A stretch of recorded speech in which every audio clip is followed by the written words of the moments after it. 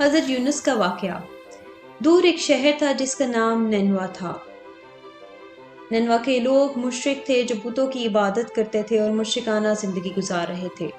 حضرت یونس کو اللہ کی طرف سے نینوا کے لوگوں کی طرف بھیجا گیا تاکہ وہ انہیں ہدایت کے رستے پر لائیں۔ تمہیں صرف ایک اللہ سے ڈرنا چاہیے ورنہ تم پر عذاب آئے گا، حضرت یونس نے ان سے کہا۔ لیکن نینوا کے لوگ اپنی عبادت کے طریقے میں کسی کی مداخلت پسند نہیں کرتے تھے۔ ایک بزرگ نے حضرت یونس سے کہا، ہم اور ہمارے آباء و اجداد عرصہ دراز سے ان بتوں کی عبادت کر رہے ہیں اور ہم پر آج تک کوئی مصیبت نہیں آئی۔ حضرت یونس نے انہیں بارہا سمجھانے کی کوشش کی لیکن وہ اپنی ضد پر ڈٹے رہے۔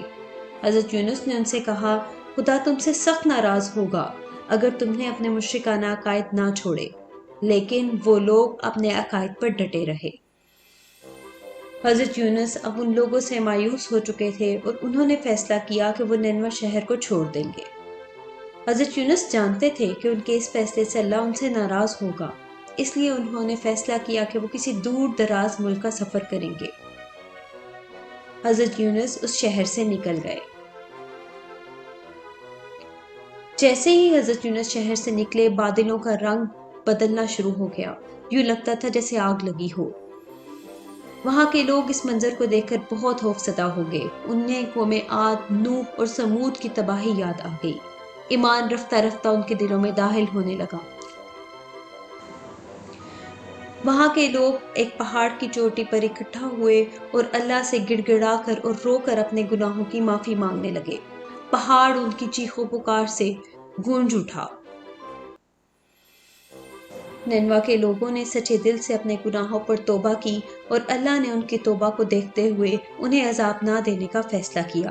لوگوں نے اللہ سے دعا کی کہ وہ حضرت یونس کو واپس بھیج دیں تاکہ وہ انہیں ہدایت کے رستے پر بلا سکیں۔ وہاں حضرت یونس اپنے دوسرے ایک ساتھی کے ساتھ ایک چھوٹی سی کشتی پر سوار ہو گئے۔ کشتی سارا دن پانیوں میں چلتی رہی، لیکن جیسے ہی رات ہوئی انتہائی شدید طوفان نے کشتی کو آ گھیرا۔ کشتی میں موجود تمام لوگ بہت خوفزدہ ہو گئے تھے۔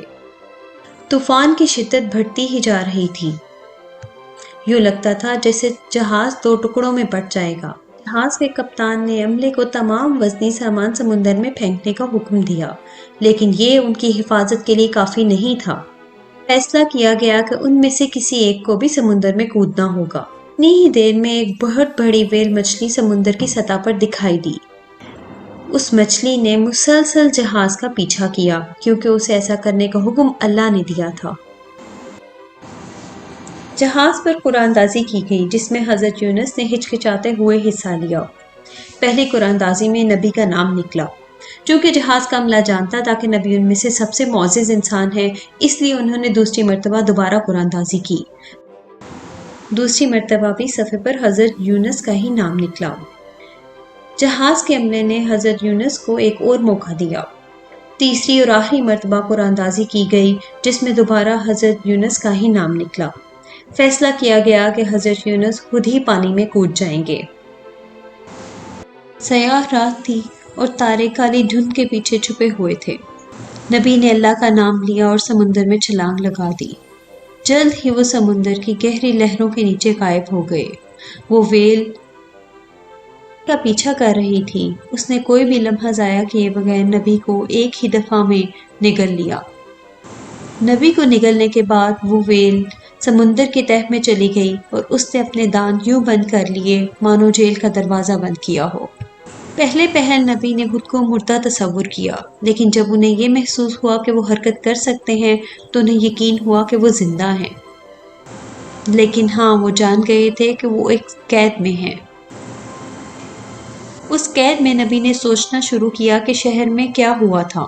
نبی کو احساس ہو گیا کہ انہیں شہر نہیں چھوڑنا چاہیے تھا، انہیں لوگوں سے بات کرنی چاہیے تھی اور انہیں اللہ کے رستے کی طرف بلاتے رہنا چاہیے تھا۔ سخت مایوسی کے عالم میں نبی نے اللہ سے گڑ گڑا کر دعا مانگنا شروع کر دی۔ اے اللہ، تو پاک ہے، تیرے سوا کوئی معبود نہیں۔ بے شک میں قصوروار ہوں۔ اے اللہ، اگر تو نے مجھے معاف نہ کیا تو میں گمراہ ہو جاؤں گا۔ نبی نے گڑ گڑا کر اللہ سے دعائیں کی۔ ویل کے پیٹ سے آتی ہوئی آوازوں کو سمندر میں رہنے والی دوسری مخلوقات نے بھی سنا۔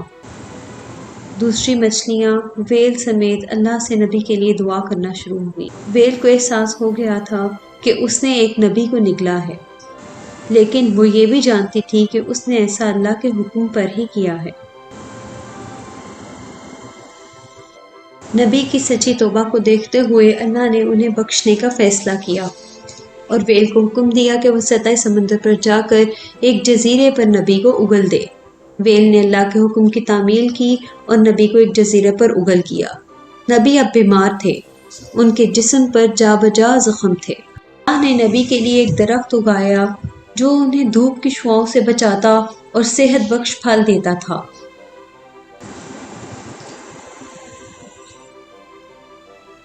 جسمانی حالت بہتر پاتے ہی نبی واپس نینوا کی طرف چل پڑے۔